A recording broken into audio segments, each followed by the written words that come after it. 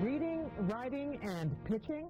Those activities aren't often linked together at camp, but we have one exception. The story comes from special correspondent John Talenko of Learning Matters Television, which produces education stories for the NewsHour.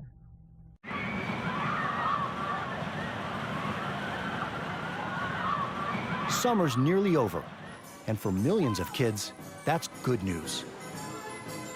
Ron Fairchild directs the National Center for Summer Learning.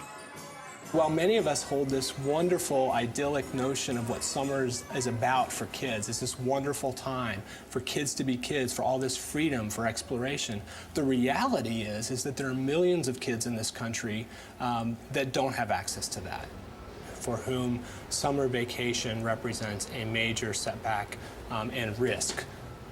The risk is highest in communities like East Harlem, New York. When school's out, many kids have nowhere to go but the streets. Richard Berlin works with neighborhood youth. And there is intense poverty here, just a sense of hopelessness. Kids get into gangs, kids go to jail, kids get on drugs. These things happen in all communities, but they happen way too much in poor communities. That's where Harlem RBI comes in. It's a free 6-week-long summer day camp and a year-round after-school program, combining baseball with academics. Berlin is the director. During the summer, it is essentially a full-day literacy and baseball camp. Kids are learning in the classroom with professional teachers and college students as teachers' aides from 9 until 12. They have breakfast here, they have lunch here, and then they're on the ball field in the afternoon. Over 700 boys and girls, ages 6 to 18, enroll on a first-come, first-served basis. Days start with reading. The goal is to avoid a major summer risk that affects disadvantaged kids most, falling behind in school. Being a regular school year teacher, I find that a lot of my kids will go away for the summer and haven't picked up a book. It's awful when they come back and they're 1 or 2 reading levels behind where they left the year before. So instead, we put... Megan Hatchek works summers at RBI. During the school year, she teaches in public school, where there's more and more pressure to show results. My days are so strict and structured, and there is less time for pleasure reading. You feel that urgency to make up a lot of the missed years of school. Before we start, who can tell me what was the last thing that we read yesterday in Charlie and the Chocolate Factory? Where were we last? Anita Cheng is another public school teacher who works summers at RBI. I think sometimes in the summertime, the kids are like, woo, you know, we're off, we don't have to read, we don't have to practice the reading skills anymore, but when they come to this program, we're kind of sneaking it in.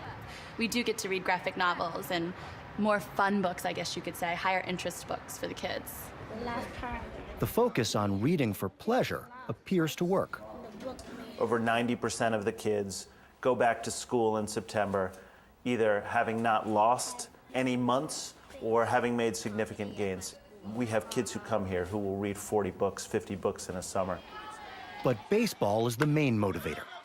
RBI has 20 teams that play each other.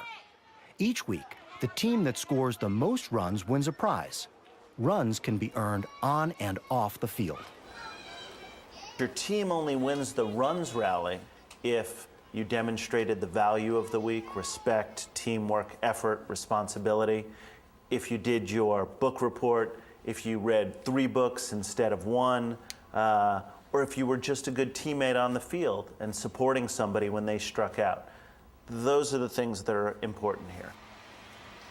Older teenagers are also part of RBI. Besides baseball, their summers are full of workshops and community service. This group is planting a garden at a public housing project. They'll also get intense academic help through high school to keep them on a path to success. How many of you are in college or going to college? These young men and women grew up in RBI and are the first in their families to attend college. Being in RBI, you know, RBI made me realize what are the most important things in my life, and the most important thing is my school, is my education. You know, we understand that baseball is part of RBI, but college is an achievement that you want to get to. I think if it wasn't for RBI, I wouldn't be the person I am today at all. I would be in the streets doing negative things. And I thank RBI for every single thing they did for me during my whole life.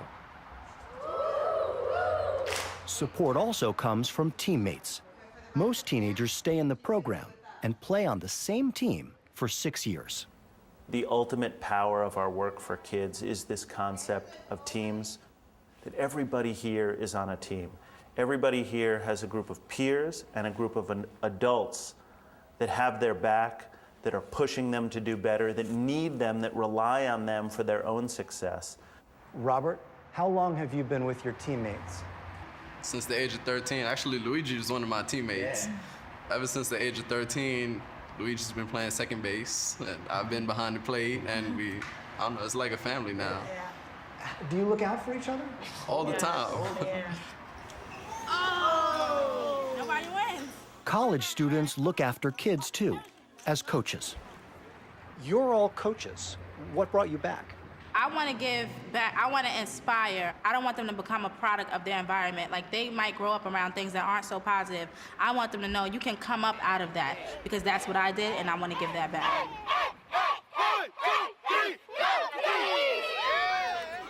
Nothing is more powerful than hearing about working hard from a kid who has made it through high school, gone off to college, and is sitting there telling this 10-year-old, do it this way. Because if you do it this way, these good things will happen. In a city where nearly half of all high school students fail to graduate, 90% of RBI's teenagers get into college. It doesn't come easy, but that's part of what they're learning here too. If you fail 7 out of 10 times in baseball, right? If you get 3 hits out of 10 times at bat, you're doing great. But that means you're failing more than half the time, right? So you gotta, for our kids, let's get back up to bat.